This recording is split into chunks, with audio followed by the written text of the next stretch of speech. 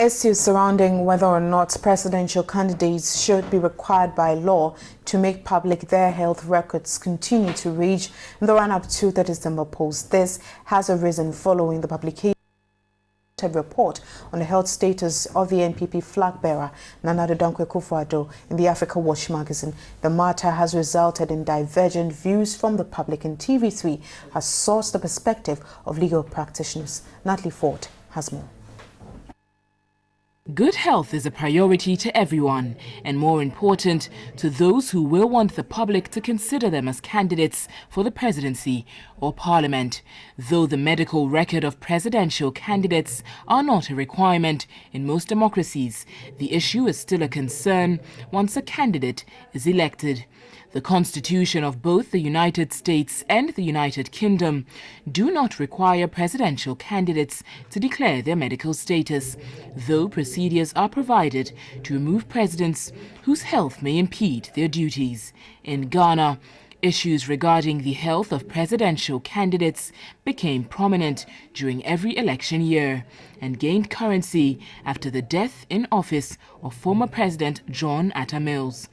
The concern has come back in this election year with the publication of the health details of the presidential candidate of the NPP, Nana Akufo-Addo, in the Africa Watch.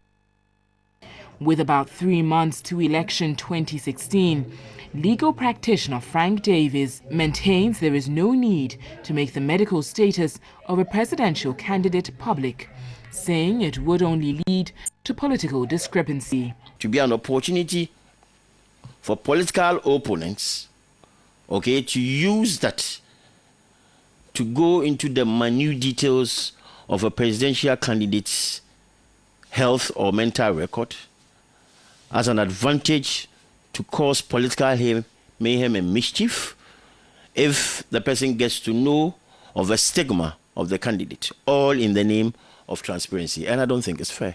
However, Clara Kasati, law lecturer at Gimpa, is of the opposing view, saying presidential candidates owe it a duty to the electorates to declare their medical status, since it can affect their ability to perform their duties if ill. Scenarios where the eventuality happens whilst the person is sitting, and then the absurdity of a scenario where we say that, oh yes, it's okay, but just come in, we are going to remove you anyway, but still come so that we remove you. Why would we?